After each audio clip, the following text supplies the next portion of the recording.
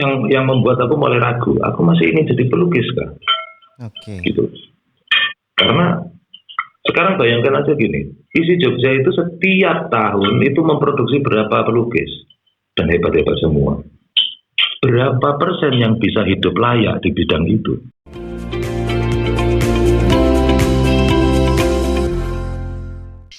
Jadikan harimu penuh makna. Halo, dimanapun sahabat berada, semoga dalam keadaan terbaik.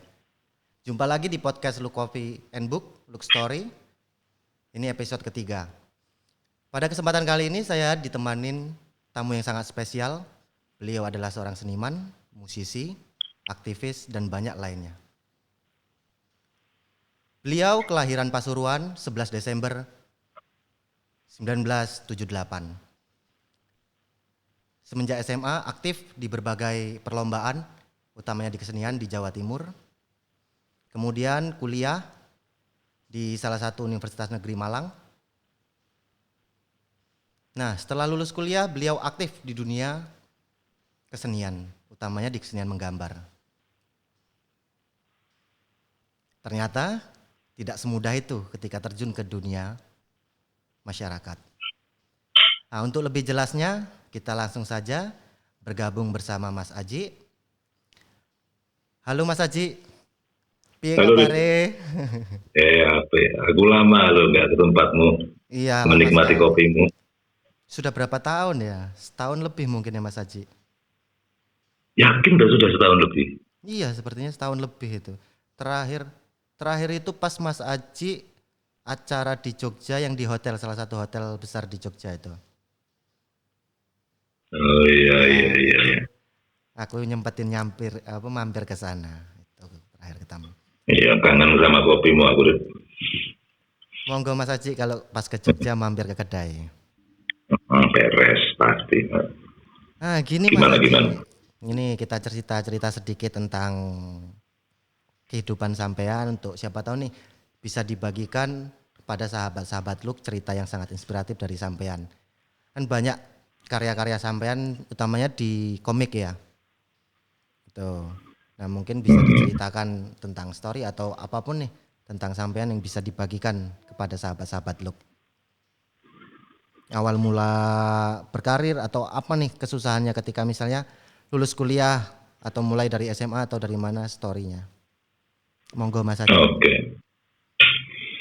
Jadi gini, dulu waktu aku masih kecil itu kan sudah mulai suka menggambar ya. Sudah mulai suka menggambar waktu SD itu sudah mulai sering ikut lomba gambar, tapi nggak pernah menang gitu. Nggak pernah menang. Nggak pernah menang. Sampai waktu SMA ditawari sama guruku menggambar untuk ayo ikut lomba lagi porseni gitu. Sekota, waktu itu kan aku tinggal di Madiun. Itu aku bilang sama guruku, enggak deh Pak, saya sering ikut lomba gambar dari dulu, nggak pernah menang. Nah, tapi guruku bilang, loh gini sih, gambarmu itu gayanya ilustratif. Selama SD sampai SMP itu kalau ada lomba gambar itu rata-rata penilaiannya itu dekoratif, ya jelas kamu nggak pernah menang. Nah sekarang SMA temanya ilustratif, orang kayak kamu itu peluangnya menang gede. Gitu. Nah tak turuti, ya wes lah. Gitu. Nah jadi yang dulunya itu nggak pernah menang sama sekali, lomba tingkat kelurahan kayak tingkat kota Madya kayak tahu-tahu juara 1 sekota Madya. Juara itu. Ya, terus dikirim ke Jawa Timur, juara lagi. Ya itu, akhirnya ada rasa percaya diri muncul. Tapi ternyata sebenarnya orang tua aku nggak ingin aku jadi seniman. Itu orang tua kita kan ya, pola pikir Orba seperti apa sih gitu loh. Standar mapan itu ya pegawai gitu. Agar dapat pegawai negeri. Ya. Nah, jadi ayahku terutama, jadi sebenarnya kedua-duanya tidak ingin aku jadi seniman. Jadi menurut ayahku waktu itu kemampuan menggambar ini jadikan sambilan aja gitu loh. Aku tetap diminta. Aku tetap diminta untuk zaman SMA atau udah masuk kuliah? Udah, SMA karena setelah aku sering menang lomba itu kan akhirnya aku dengan penuh percaya diri aku ingin jadi seniman tulen gitu, aku pengen jadi pelukis, terus aku pengen kuliah di Jogja, di isi Jogja gitu, bayanganku gitu. Nggak boleh sama orang tua. Diisi Jogja dulu sempet. Lo pengen ke situ, tapi kan nggak Pengen ya. boleh. Oke. Cuma pengen, Cuman pengen. tapi nggak boleh. Nah, ya generasi kita waktu itu kan sulit ya menolak atau membantah keinginan orang tua untuk menentukan masa depan sekalipun.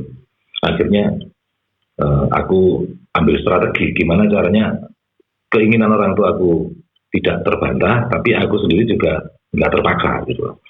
Jadi aku nyoba daftar PMDK gitu loh, jalur prestasi di IKIP Malang gitu. Sekarang jadi Universitas Malang itu. Keterima. Wih. Keterima, bapak aku seneng banget waktu itu gitu. Karena di kampungku sedikit sekali anak yang bisa masuk perguruan tinggi negeri, waktu itu bergengsi banget. Saat gitu. itu. Masuknya sulit karena harus ada ujian ya UMPTN gitu. Bukannya Tapi kalau sudah masuk, itu perguruan tinggi negeri itu terkenal dengan biaya murah tapi terbaik kualitas. Nah sekarang kan enggak, perguruan tinggi negeri ya tetap paling mahal. Gitu. Sekarang kan gitu. Kalau dulu enggak, murah tapi tetap terbaik. Sekarang termahal, kalau terbaiknya nanti dulu. Iya. Kampus-kampus sekarang kan berusaha gimana caranya mendapatkan mahasiswa sebanyak mungkin, nambah jurusan segala macam, padahal fasilitasnya belum tentu tersedia. Itu yang membuat banyak kampus-kampus negeri sekarang kan turun grade sebenarnya kalau mau jujur. Dari mengajar kuantitas itu tadi ya? Iya, karena ada PTNBK, PTNBH. Ya sorry ya, malah nyelentang gitu ya. Enggak apa-apa, gitu. Monggo. Mengasihkan. PTNBH di mana setiap perguruan tinggi negeri harus memiliki perusahaan atau sumber keuangan yang maksudnya nggak cuma disubsidi dari pusat, mereka harus bisa mencetak uang juga. Nah, disitulah mulai yang namanya kampus negeri semakin mahal dan kualitasnya jadi nanti dulu tadi. Nah, ayo kita balik lagi ke zamanku. Akhirnya ayahku seneng. Aku masuk perguruan tinggi negeri, terus tanya, loh di IKIP itu kamu ambil jurusan apa? Seni rupa. Tuh. Jadi aku tetap mengambil jurusan seni gitu loh, karena keinginanku di situ. Nah, tapi oleh orang tua diizinkan karena dipikirnya kalau IKIP kan nanti jadi guru. Baik. Guru kan pegawai. Gitu. Nah, akhirnya masuklah di kampus IKIP Malang. Ambil jurusan seni rupa. Jadi aku ini dicetak untuk jadi guru SMA, guru seni SMA. Guru seni SMA. Gitu.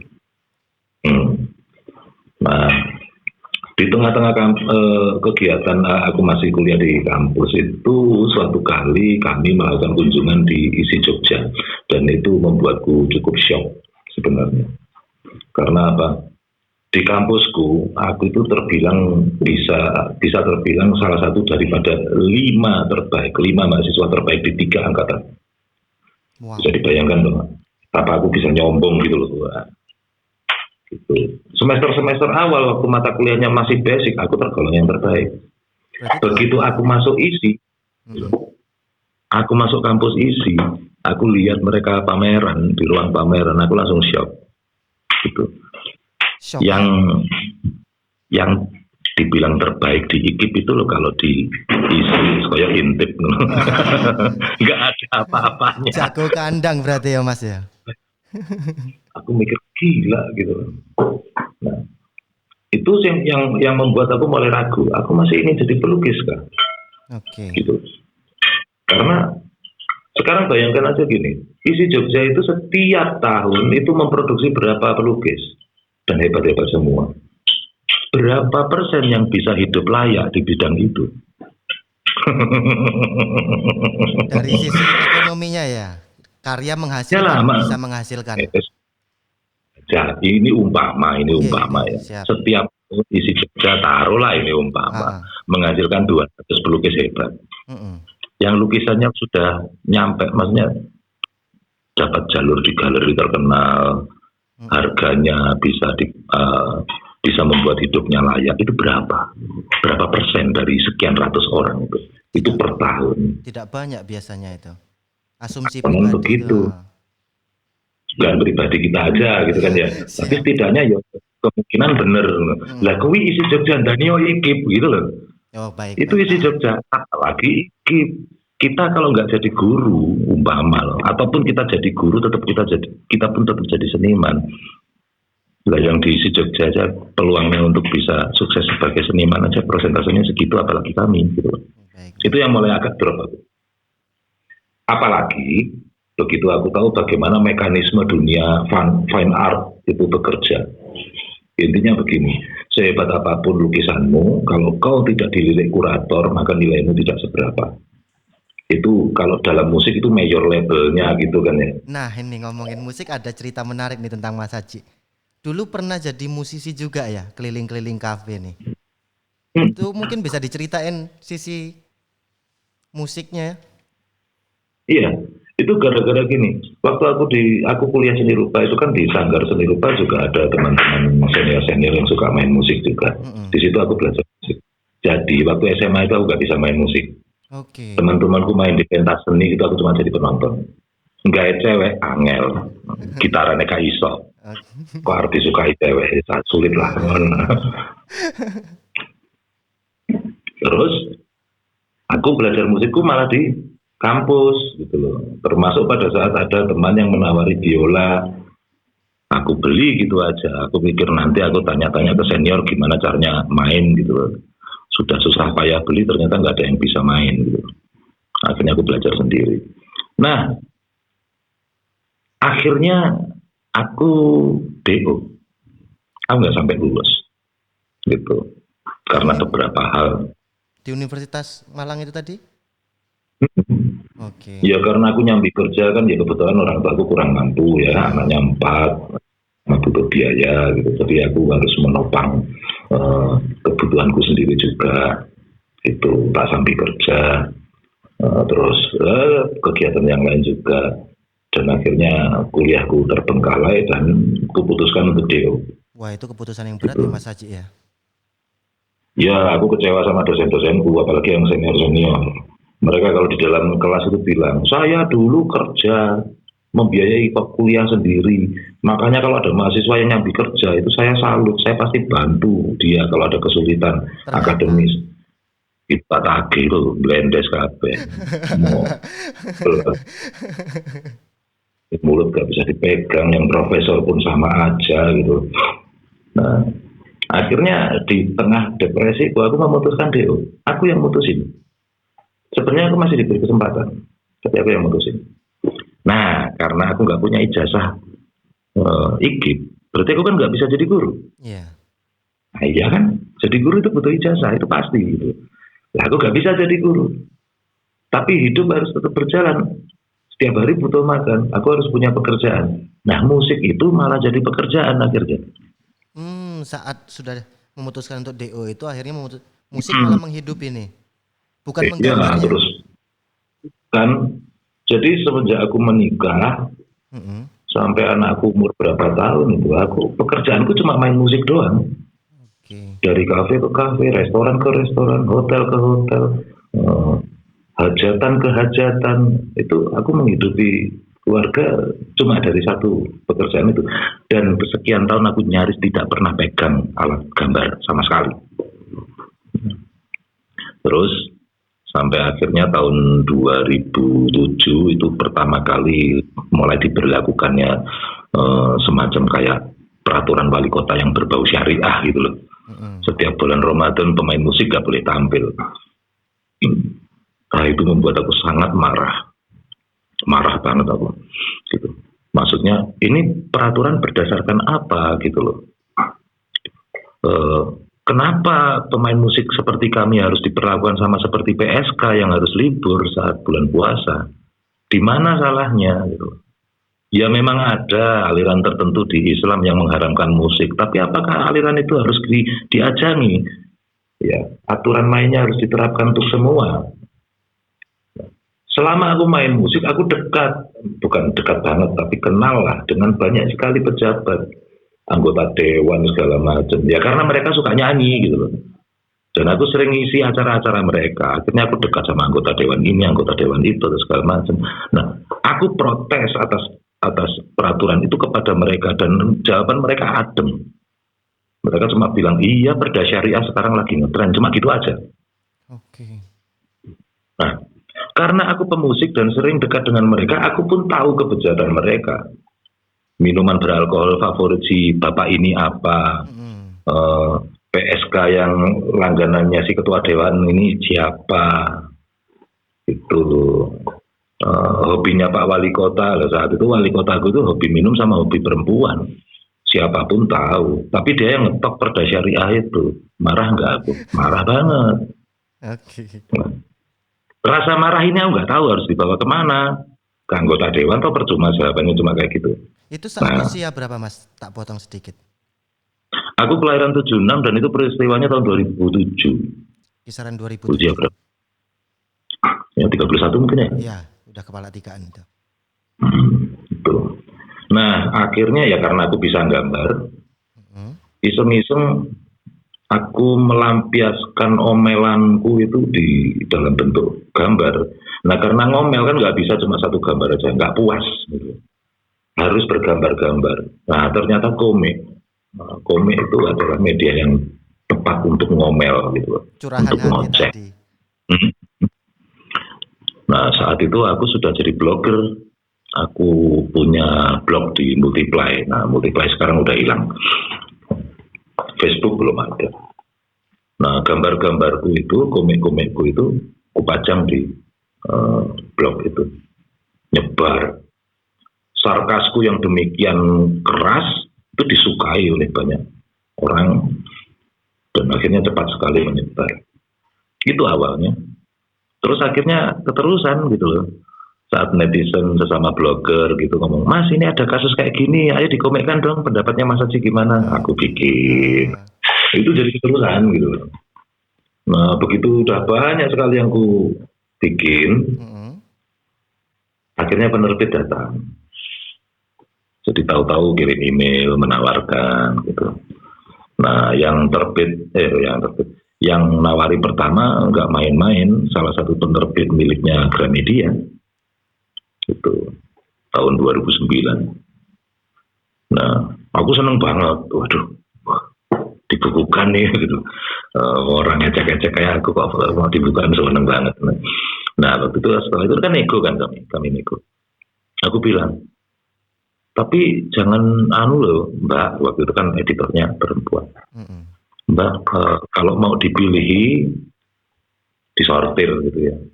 Kritikku terhadap Islam garis keras jangan ikut disortir loh Mbak, aku bilang gitu. Ya termasuk kritikku terhadap FPI jangan disortir loh. Tak potong sedikit. Kenapa Mas? Itu yang buku komik judul apa itu? Yang Hidup Itu Indah ya? Betul, Hidup Itu Indah. Betul. Tapi itu sebelum Hidup Itu Indah terbit. Jadi ceritanya sebelum itu. Oh, sebelumnya ya. Nah, lantas mereka bilang, waduh Mas kami nggak berani. Nanti kalau ada apa-apa gimana kalau kritiknya terlalu keras. Soalnya kan ya kita tahu sendirilah. Kekuasaan SBY 10 tahun itu kan ormas garis keras diajangi gak karu-karuan. Mereka jadi bebas sekali ngapa-ngapain gitu. Jadi seperti pemilik negara ini gitu loh. Bisa sweeping, bisa merahasia, bisa menentukan mana buku yang boleh terbit, mana yang tidak, kayak gitu loh.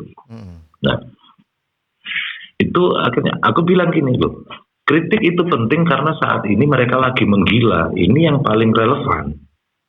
Tapi mereka menolak, mereka takut resiko. Akhirnya kesimpulannya gimana? Aku bilang, ya udah nggak usah terbitkan. Kalau nggak mau, kalau kritik-kritik yang ini ditolak, sekalian nggak usah terbitkan. Sampean keras di situ mempertahankan ide itu ya. Oh iya, belum terkenal kudu sombong sih. Yes. Gitu. Nah, akhirnya batal tuh. Ada penerbit lain, ya masih dari Jakarta juga. Dan kalau mereka menerbitkan buku itu dijamin pasti masuk Gramedia, menawarkan. Syarat yang tadi kuutarakan dan mereka setuju. Oke.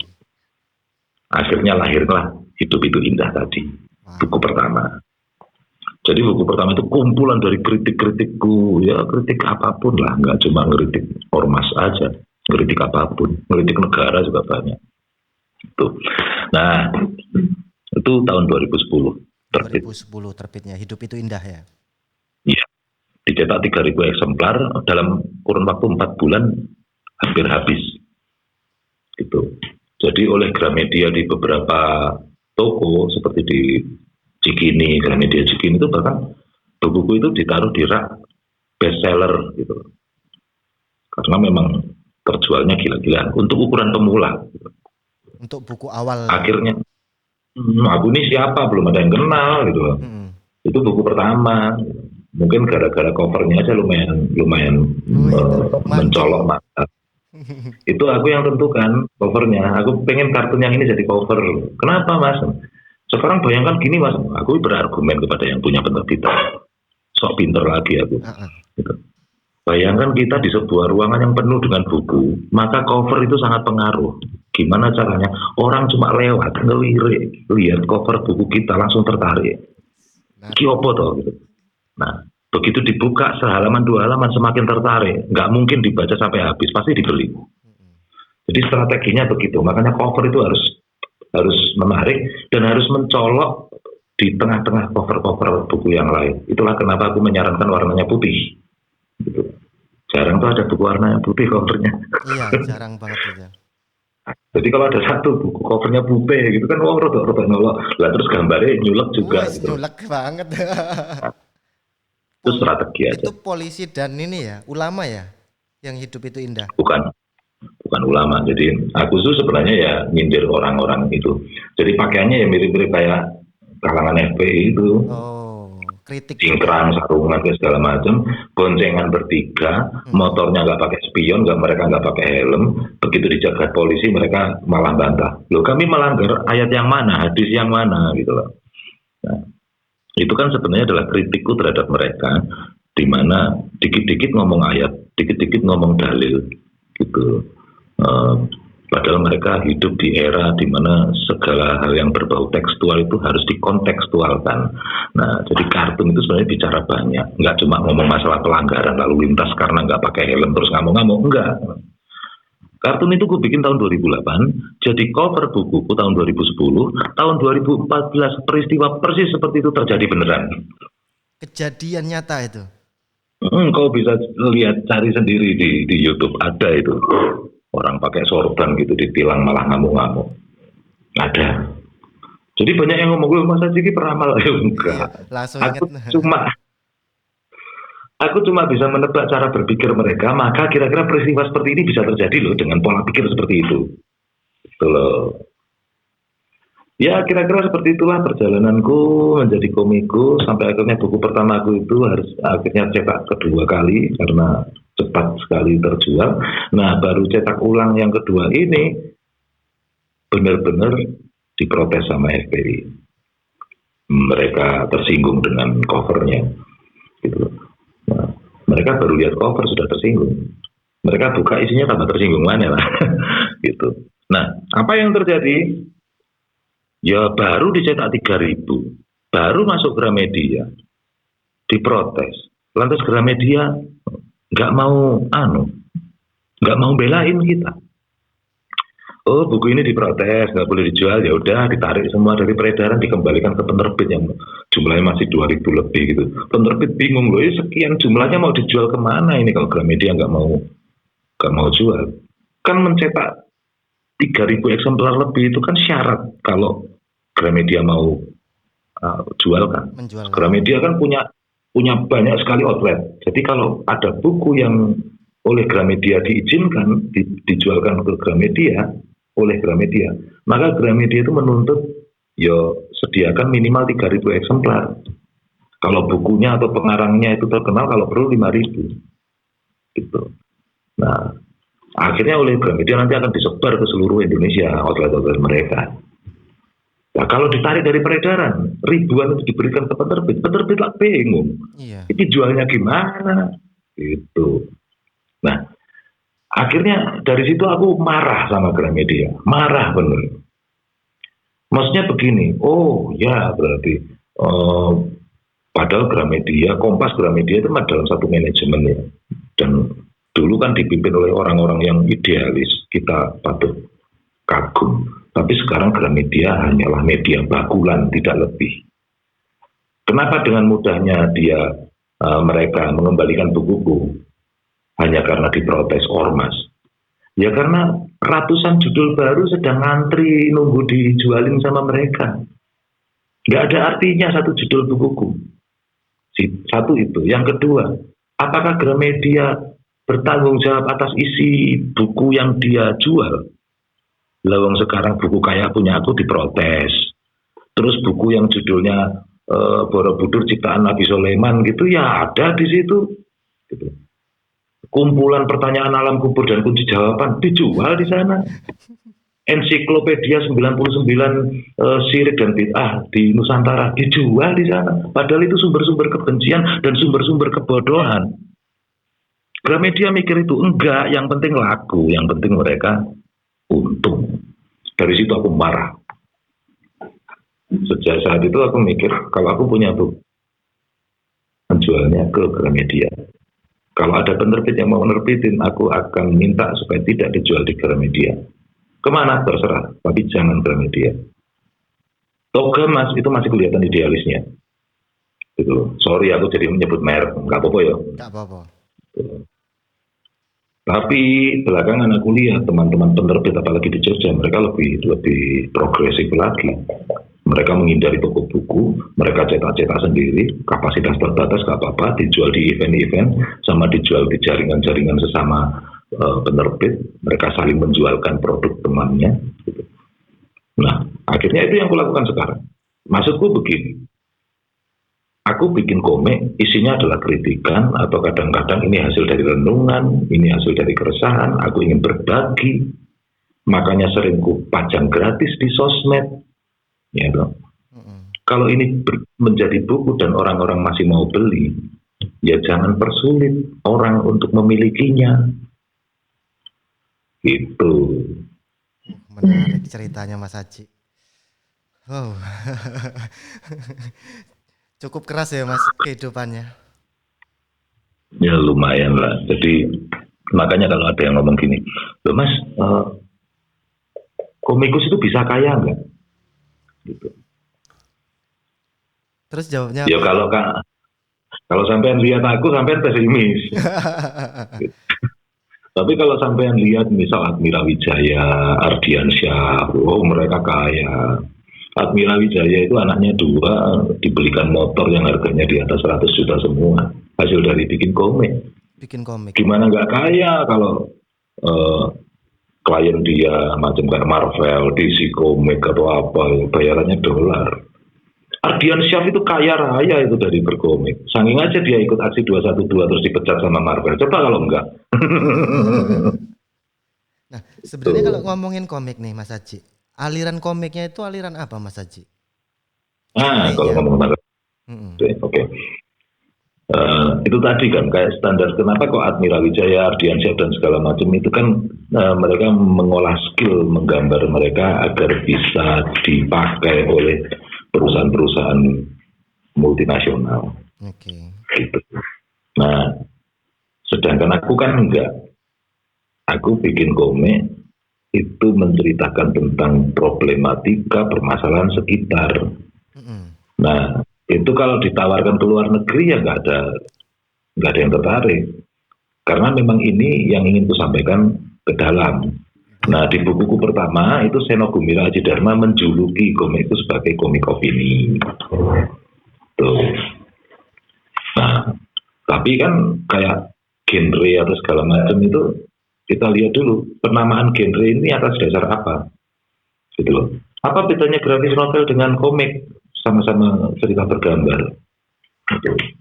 Nah, ada yang menyebut bahwa grafis novel itu adalah komik yang memiliki ambisi sastrawi dan ambisi artistik yang tinggi segala macam.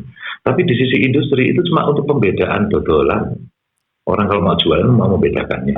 Ini martabak manis, ini martabak asin gitu loh. Misalnya.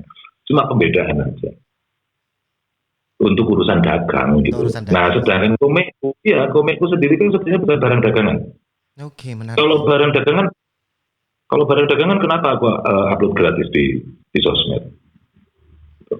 Komik-komikku rata-rata itu kalau dicetak itu sebenarnya 80% itu sudah pernah ditayangkan di sosmed. 20% belum, itu untuk nyenengin penerbit aja. Jadi ya ini biar ada orisinil-orisinilnya lah gitu. Tapi tetap orang mau beli Oke. gitu.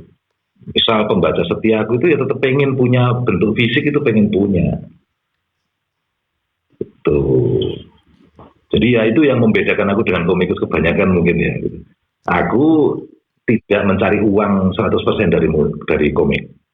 Jadi saat aku komikku sudah laku, gaya gambarku sudah mulai dipesan orang, Hmm. aku masih main musik, tapi Sa- tidak seperti itu. Oke, sampai sekarang masih bermain musik, Mas Haji? Ya karena corona malah berai. Oke. Nah, Mas Haji, sebenarnya inspirasi ketika menggambar ini dapat dari mana? Atau ke saat SMA tadi udah mulai nih kebentuknya, aku pengen gambar yang seperti ini tadi. Atau ada tokoh tertentu nih? Atau komikus siapa yang menjadi benar-benar inspirasi? Atau penggabungan? Jujur nggak ada. Tidak ada. Gitu. Jadi belum ada komikus Indonesia yang komiknya, produk komiknya itu penceritaannya kayak aku, maksudnya membahas permasalahan sosial, terus memasang dirinya sendiri sebagai tokoh Iya. gitu. Itu kan caraku untuk mengatakan ini opini loh, kalau salah ya Hmm. oke, silahkan dibantah gitu. Nah gitu, itu kayaknya belum ada. Cuma begitu aku mulai menanjak, beberapa orang membandingkan aku sama komikus luar namanya Larry Connick. Nah, itu waktu aku membaca Lerikonik akhirnya oh iya, kesamaan kami adalah jika kami membahas tentang misal sejarah. Lerikonik itu kan kalau bikin sejarah peradaban itu lucu banget gitu. Guyonan-guyonannya sarkas, tapi padahal di dalamnya itu materinya bisa dipertanggungjawabkan secara kajian sejarah. Akhirnya orang kalau baca sejarah pakai komiknya Lerikonik itu jadi terhibur tapi Wow. paham gitu. Jadi Gitu. Nah, untuk menyerapnya lebih gampang ya Mas Haji ya? gitu. Nah, orang membandingkannya dengan itu. Tapi selebihnya aku enggak enggak meniru gaya komikus tertentu. Tapi komikus-komikus yang menginspirasiku karena aku mengaguminya ada. Misal eh, apa itu pencipta karakter Sawung Kampret itu Panji Koming, itu aku sangat mengaguminya. Dan akhirnya aku sempat ketemu beliau juga. Gitu. Bagaimana beliau itu meskipun bikin komik genre lucu-lucuan gitu, tapi riset beliau nggak main-main. Teguh Santosa juga. Itu Oke, kalau siap siap Pak siap. Dwi Kundoro yang saya maksud tadi yang di awal. Pak Dwi Kundoro, Teguh Santosa itu kalau riset kan nggak main-main. Untuk ketika Jadi membuat mm, ketika membuat dia komik tidak itu meremehkan, tidak ketika meremehkan pembaca. oke, siap siap. Nah, Mas Haji, selama pandemi ini kita susah untuk beraktivitas keluar ya. Kira-kira apa kegiatan Mas Haji ketika masa pandemi ini? Apakah membuat komik lagi? Kami sebagai penikmat ini bisa menantikan komik Mas Haji selanjutnya atau apa nih kejutan dari Mas Haji? Ah ini, Nih aku asik nih. promo gak apa-apa ya? Monggo silakan sambil ngerokok juga monggo. Serius. Iya. Atau mau sambil ngapain nih? Maksudnya aku kan sambil promosi, aku Oh, bilang sambil itu kayak gitu. promosi. Saya kira sambil merokok tadi ya. Nah, apa itu gini, kemarin itu kan Bumi Langit meminta aku untuk menjadi penulis cerita untuk komik Si Buta dari Gua Hantu season 3 dan 4. Mm-mm. Jadi season 1 dan 2 sudah ditulis oleh Oya Sujiwo, 3 dan 4 aku yang garap. Nah, karena aku juga seorang komikus, akhirnya yang kukirimkan itu naskahnya tidak berupa tulisan, tapi berupa storyboard sederhana. Nah, Oke. nanti oleh penggambarnya Mas Iwan Nasib ditiru, gitu, diulang lagi, ditiru dengan lebih baik. Nah, jadi aku kan sudah bikin cerita untuk Si Buta dari Gua Hantu. Season 3 sudah terbit. season 4 ini masih proses. Nah, ada lagi satu yang sekarang sudah akan launching, bentar lagi. Sebenarnya sudah. Jadi ada cerita yang 10 chapter, sejak chapter 1 sampai 8 sudah bisa dinikmati online sebenarnya. Dan sekarang aku sedang mengerjakan chapter terakhir, chapter 4. Chapter 10. Nah, komik ini judulnya Buron. Dan ini adalah pertama kali aku bikin cerita yang bersettingkan klinik. Mistis berarti? Mistis. Okay. Sebelumnya aku belum pernah. Kali ini aku bikin. Jadi settingnya tahun 1983 pada saat Petrus lagi merajalela.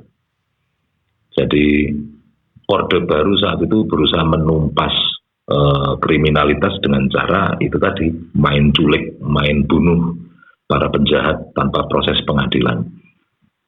Nah, terus kan akhirnya muncul cerita-cerita unik seputar itu. Misalnya, ternyata ada saja penjahat yang sulit dibunuh gitu, karena punya ilmu kebal segala macam. Nah, waktu aku masih remaja di Madiun, aku cukup dekat dengan seseorang yang dulu pernah berhubungan dengan dunia itu. Jadi teman seperguruannya jadi targetnya Petrus, dan dia dipaksa oleh aparat untuk membantu menumpas teman seperguruannya. Nah, itu aku bikin komik. Nah, pertanyaannya kan, kenapa aku yang biasanya ngajak berpikir logis kali ini kok malah justru ngajak tema-tema klinik gitu kan ya? Nah, sebenarnya ini konsepnya adalah kita bicara tentang ambisi manusia sejak zaman dulu kala sampai sekarang untuk mereka ingin jadi adi manusia. Menjadi adi manusia. Kalau diterjemahkan di dunia barat akhirnya adalah superhero. Gitu.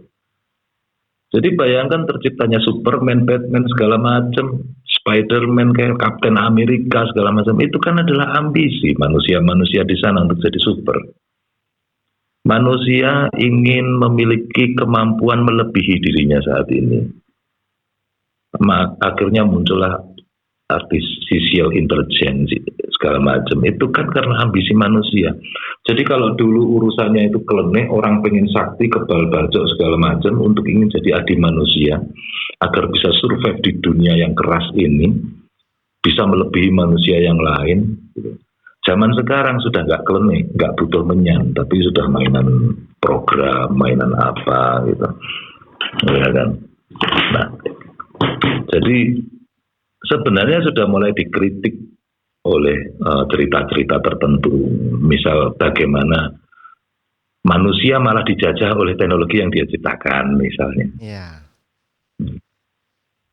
Nah itu, ya karena itu tadi lah. Jadi sekarang yang paling gampang gini lah, kalau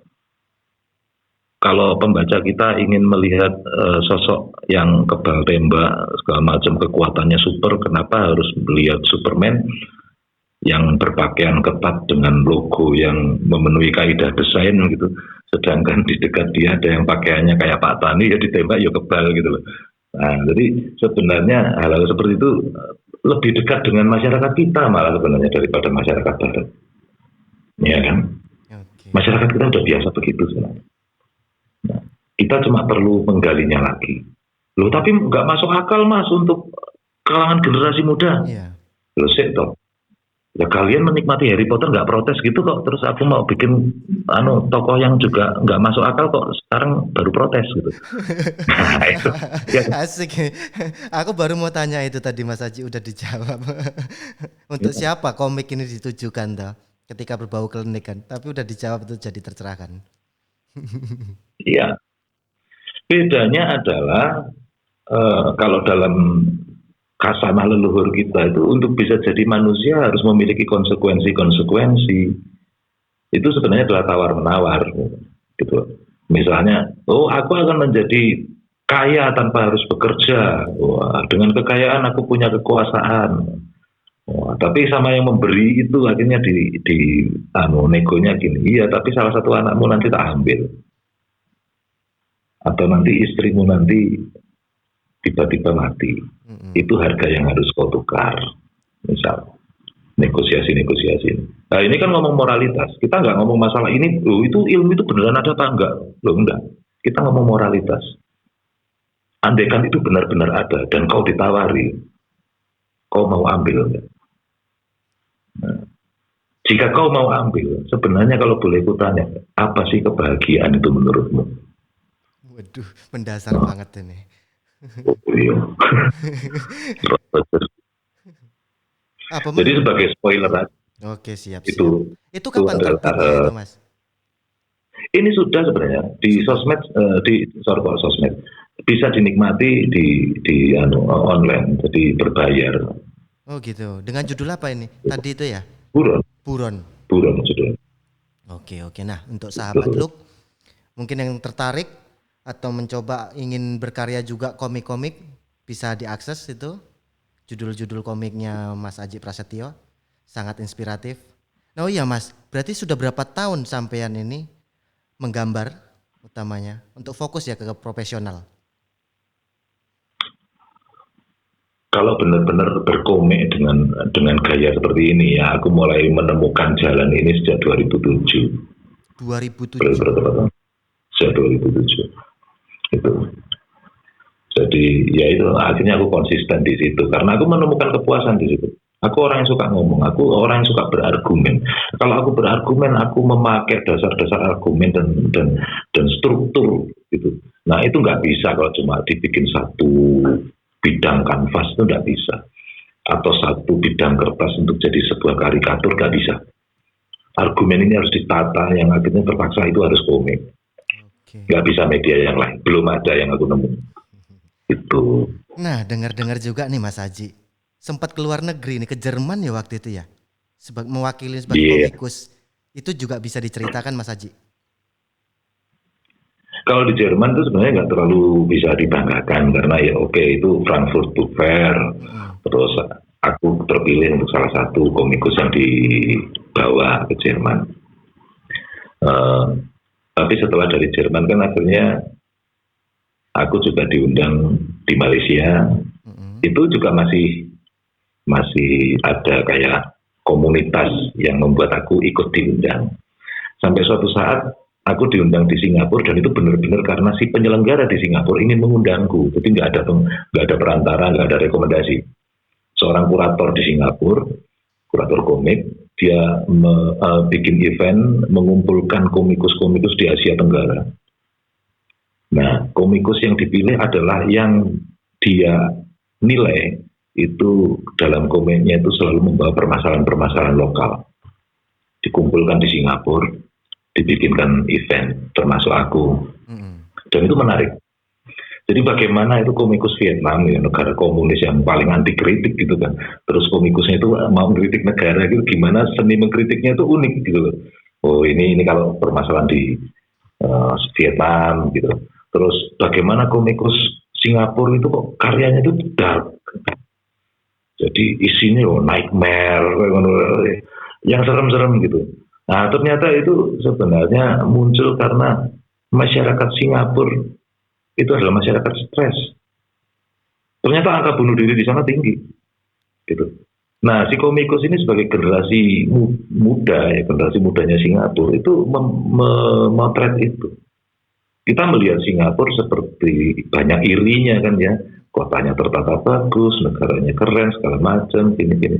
Tapi ya, ada masyarakat stres di situ, ada masyarakat depresi di situ.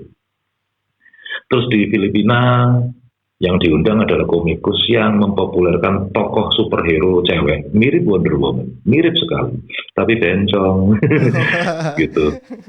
Dan jadi serial TV gila gitu. Dan gaya berceritanya ya bencong banget gitu, lebay. Misalnya musuhnya adalah kata raksasa gitu, bayangan kodok raksasa, ya kodok doang gitu loh, tapi gede gitu. Ya aku bayangin dulu keren gitu. Nah, Ternyata seperti itu masyarakat Filipina. Mereka sedang dalam proses menerima LGBT. Bahkan ada siarannya di siaran rutinnya di televisi gitu kan. Begitu kena komikus Indonesia, nggak ada nightmare, maksudnya masyarakat stres nggak ada. Slow malan, santai masyarakat. Cuma ya gitu, bukan masyarakat stres atau depresi karena beban hidup yang gimana gitu enggak, tapi tentang ketidakadilan, tentang penindasan, tentang perpecahan kelompok gitu. Dan ternyata hal itu sebenarnya tidak dialami oleh Indonesia saja. Kita tahu Malaysia itu lebih rasis dari kita gitu terhadap masyarakat Tionghoa misalnya. Mereka sebenarnya lebih rasis. Ada partai politik yang benar-benar inginnya adalah untuk menguatkan daya tawarnya pribumi dalam tanda petik. Nah, kita kan nggak sampai kayak gitu. Nah, Mas Haji, tak potong sedikit. Itu kan sisi lain dari Mas Haji nih sebagai aktivis. Karena kita juga sudah panjang, bagaimana kalau yang hal ini sisi lain dari Mas Haji sebagai aktivis kita di episode selanjutnya? Boleh. Nah, itu lebih menarik tuh. Kita bisa meluapkan emosi lebih, jadi kan bisa tersegmen nih judul-judulnya. Nah, itu lebih menarik gitu. Oke, dari Mas Haji, mungkin ada yang ditambahin dari Mas Haji untuk sahabat-sahabat Look sebagai inspirasi ataupun motivasi atau apapun ya. Itu monggo. Ya mungkin saya cuma ingin bicara tentang profesi. Jadi kalau ada yang bertanya seberapa kaya atau seberapa yang bisa saya dapatkan dari berkomik, itu saya cuma ingin mengingatkan bahwa profesi, jadi berkomik adalah profesi saya yang berarti bukan semata mencari uang. Profesi bukan semata mencari uang. Profesi itu dari kata dasar bahasa Latin yaitu provisio, yang artinya adalah janji kepada publik. Nggak ada unsur uang di situ, tapi janjimu kepada publik apa, maka itu yang harus kau lakukan dengan sebaik mungkin. Duit itu ngikut. Itu. Apapun profesi yang kita mau pilih, pastikan kita profesional, pastikan kita memiliki provisio. Itu aja. Oke, terima kasih Mas Haji. Sampai bertemu di sisi Mas Haji selainnya sebagai aktivis. Ya, terima kasih. Kita tunggu. Sampai jumpa. Yuk, sampai ketemu lagi.